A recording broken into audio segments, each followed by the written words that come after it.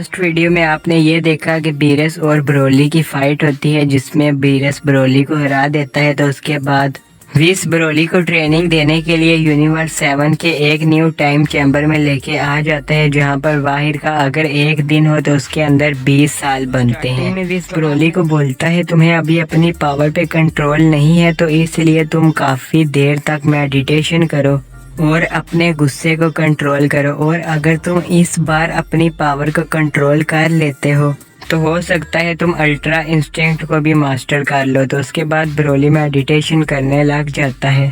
तो उसके बाद टाइम चैम्बर के बाहर आधा दिन गुजर जाता है, मतलब grand priest Goku, Vegeta, Jiran और हिट को 500 साल हो जाते हैं टाइम चैम्बर के अंदर। तो उसके बाद ग्रैंड प्रीस्ट बोलते हैं ओमनी किंग गोकू, आपने तो बस कुछ ही महीनों में टाइम को कंट्रोल करना सीख लिया था, मतलब अब गोकू टाइम को कंट्रोल कर सकता है और गोकू के पास और भी काफ़ी सारी एबिलिटीज होती हैं। मतलब ग्रैंड प्रीस्ट ने गोकू को और भी काफ़ी एबिलिटीज एबिलिटीज़ सिखाई हैं और वो आस्ता आस्ता आपको आगे पता चलेंगी। तो फिर ग्रैंड प्रीस्ट बोलते हैं तुम सब काफ़ी ज़्यादा जल्दी सीख रहे हो और मुझे पहले ही पता था तुम सब काफ़ी जल्दी सीखोगे, क्योंकि जब टूर्नामेंट ऑफ पावर में मैंने तुम्हारी पावर देखी थी तो मैं खुद भी काफ़ी ज़्यादा शौक हो गया था कि कोई इतनी ज़्यादा कम एज में इतना ज़्यादा पावरफुल कैसे हो सकता है। और जब गोकू ने अल्ट्रा इंस्टिंक्ट को अनलॉक किया तब तो मैं और भी काफ़ी ज़्यादा शौक हो गया कि कोई मॉर्टल अल्ट्रा इंस्टिंक्ट को कैसे अनलॉक कर सकता है, वो भी इतनी कम एज में। और गोकू ने टूर्नामेंट ऑफ पावर में ही अल्ट्रा इंस्टिंक्ट को मास्टर भी कर लिया था। तो इसलिए मैं तुम सब से काफ़ी ज़्यादा इम्प्रेस हुआ था कि तुम सब इतनी ज़्यादा कम एज में अगर इतना कुछ सीख सकते हो। तो अब तो तुम्हें 500 साल हो गए हैं ट्रेनिंग करते हुए। अब मुझे बताओ कि तुम लोग क्या कर सकते हो, तुमने क्या क्या सीखा इन 500 सालों में। तो फिर ग्रैंड प्रीस्ट बोलते हैं अब मैं तुम सब की एक फाइट करवाऊंगा और मैं देखना चाहता हूँ कि तुम सब में से ज़्यादा पावरफुल कौन है, क्योंकि अब तुम सब के पास ओमनी किंग की पावर भी है और तुम सब ने 500 साल तक एक साथ ही ट्रेनिंग की है। तो उसके बाद ग्रैंड प्रीस्ट बोलते हैं सबसे पहले हिट और जीरन की फाइट होगी। तो उसके बाद ग्रैंड प्रीस्ट हिट और जीरन को बोलते हैं अपनी फाइट स्टार्ट करो। तो उसके बाद हिट और जीरन की फाइट स्टार्ट होती है और स्टार्टिंग में दोनों ही नॉर्मल फाइट कर रहे होते हैं और दोनों एक दूसरे को मैच कर रहे होते हैं। मतलब अब हिट इतना ज़्यादा पावरफुल हो गया है कि वो जीरन की बेस फॉर्म को मैच कर रहा है।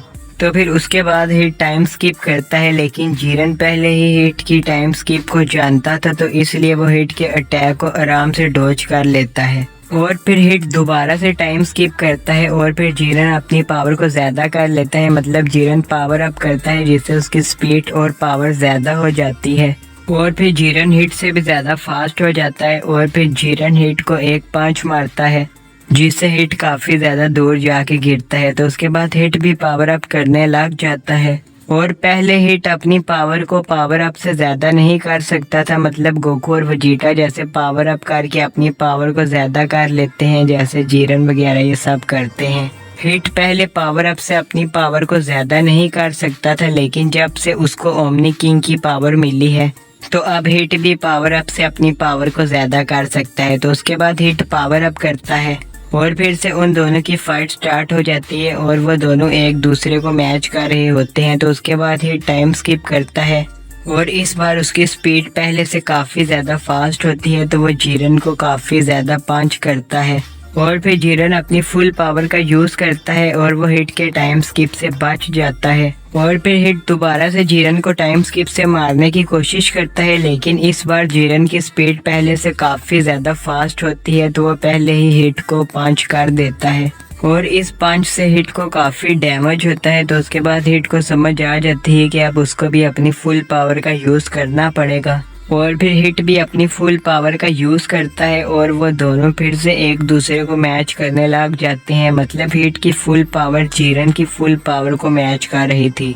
तो फिर हिट दोबारा से टाइम स्किप करके जीरन को मारने की कोशिश करता है, लेकिन इस बार जीरन पहले से ही रेडी होता है और वो पहले से ही उसी जगह पे पंच करता है जहाँ पर हिट टाइम स्किप करके आने वाला होता है।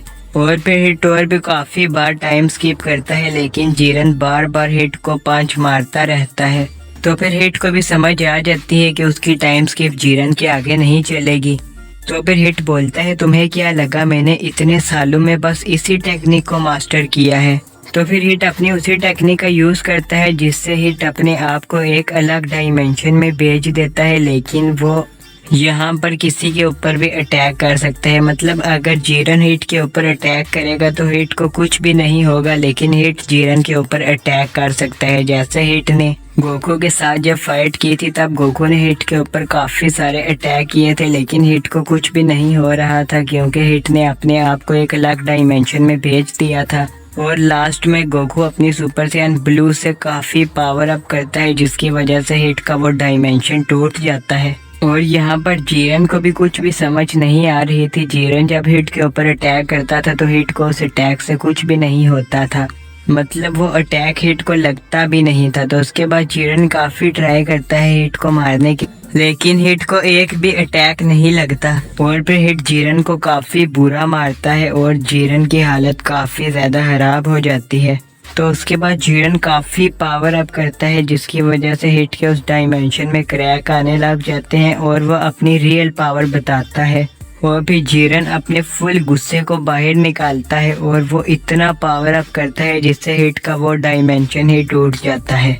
तो उसके बाद हिट बोलता है अब टाइम है तुम्हें मैं अपनी न्यू टेक्निक बताऊं। तो उसके बाद जीरन भी शॉक हो जाता है और बोलता है इसके पास एक और भी टेक्निक है।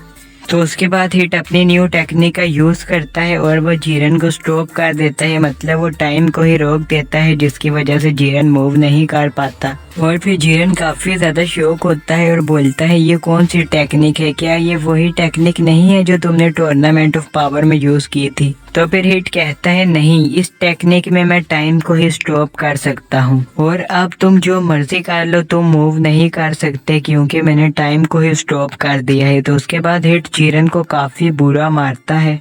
तो उसके बाद जीरन अचानक से अपनी आंखों को बंद कर लेता है और फिर हिट भी उसे देखने लग जाता है और बोलता है ये अब क्या कर रहा है। तो उसके बाद हमें बताया जाता है कि जीरन अपनी अल्ट्रा इंस्टिंक्ट का यूज़ कर रहा है और अब उसने अपनी अल्ट्रा इंस्टिंक्ट को मास्टर भी कर लिया है और अब जीरन इजीली मूव करने लग जाता है। और हिट भी काफ़ी ज़्यादा शॉक होता है और बोलता है मैंने तो टाइम को ही स्टॉप कर दिया है लेकिन तुम मूव कैसे कर रहे हो। तो फिर जीरन बोलता है अब मैं इतना ज़्यादा फास्ट हो गया हूँ कि तुम टाइम को भी स्टॉप कर दो, उससे मुझे कोई भी फ़र्क नहीं पड़ेगा।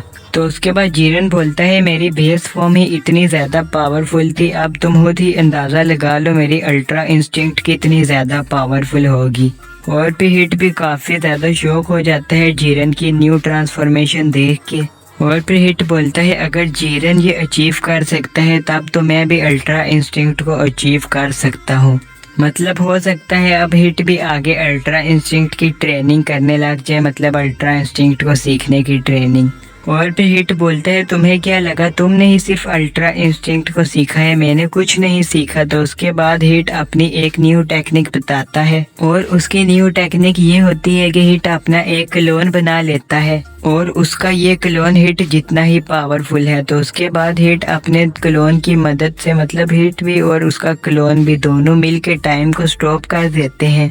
लेकिन जीरन अपनी अल्ट्रा इंस्टिंक्ट की मदद से थोड़ा सा मूव कर पा रहा होता है क्योंकि जीरन की अल्ट्रा इंस्टिंक्ट काफ़ी ज़्यादा फास्ट होती है। लेकिन फिर ही टाइम स्किप का यूज़ करने लग जाता है, मतलब एक तो उसने अपना एक और भी क्लोन क्रिएट कर दिया, ऊपर से उसने टाइम रोका हुआ है और अब वो टाइम स्किप भी कर रहा है। और अब जीरन की स्पीड इतनी ज़्यादा फास्ट नहीं होती क्योंकि हिट ने टाइम को रोका होता है, तो इसलिए जीरन इतना ज़्यादा फास्ट मूव नहीं हो पाता। तो इसलिए हिट टाइम स्किप करके जीरन को काफ़ी ज़्यादा पंच मारता है और वो अकेला नहीं होता, साथ में उसका क्लोन भी होता है और वो दोनों मिल के जीरन को काफ़ी बुरा मारते हैं। तो उसके बाद जीरन अपनी परफेक्ट अल्ट्रा इंस्टिंक्ट का यूज़ करता है और अब जीरन की स्पीड और भी ज़्यादा फास्ट हो गई थी, तो इसलिए अब जीरन हिट और उसके क्लोन के अटैक को इजीली डॉज करता है और अब जीरन हिट के ऊपर काफ़ी ज़्यादा भारी पड़ने लग जाता है और हिट को भी समझ आ जाती है कि हम दो मिलके कुछ भी नहीं कर सकते। तो उसके बाद हिट अपना एक और क्लोन क्रिएट कर लेता है और अब जीरन काफी ज्यादा शौक हो जाता है और वो बोलता है इसका मतलब हिट अपने जितने मर्जी क्लोन क्रिएट कर सकता है। मैं इन दोनों से इतनी मुश्किल से फाइट कर रहा हूँ, अब तो इसका एक और भी क्लोन आ गया है, मैं इन तीनों से कैसे फाइट करूँगा। तो उसके बाद हिट और उसके 2 क्लोन मिलके जीरन से फाइट करने लग जाते हैं। एक तो हिट ने टाइम को रोका होता है, ऊपर से उसके दोनों क्लोन मिलके जीरन के ऊपर अटैक कर रहे होते हैं और जीरन इन सब को डॉज नहीं कर पाता, क्योंकि एक तो जीरन इतनी ज़्यादा मुश्किल से मूव कर रहा है क्योंकि हिट ने एक तो टाइम रोका हुआ है और ऊपर से उसके 3 क्लोन मिलके टाइम स्किप कर रहे हैं। तो अब जीरन के पास इतनी पावर नहीं होती कि वो इन तीनों का मुकाबला करे। तो उसके बाद हिट और उसके 2 क्लोन मिलके एक अटैक को क्रिएट करते हैं और फिर वो जीरन की तरफ शूट कर देते हैं और जीरन आगे ही टाइम में फंसा होता है, मतलब हिट ने टाइम को जो रोका है उस वजह से जीरन उस अटैक को डॉज नहीं कर पाता और वो अटैक जीरन को लग जाता है, जिससे जीरन की काफ़ी ज़्यादा बुरी हालत हो जाती है और ये मैच हिट जीत जाता है। और हिट की ये वाली न्यू टेक्निक देख के गोकू भी काफ़ी ज़्यादा इम्प्रेस होता है हिट से और वो बोलता है हिट लास्ट में हम दोनों भी फाइट करेंगे। तो हिट भी रेडी हो जाता है गोकू से फाइट करने के लिए, क्योंकि उसको पता होता है हर बार जब भी वो मतलब गोकू से फाइट करता है उसको कुछ ना कुछ न्यू सीखने को मिलता है।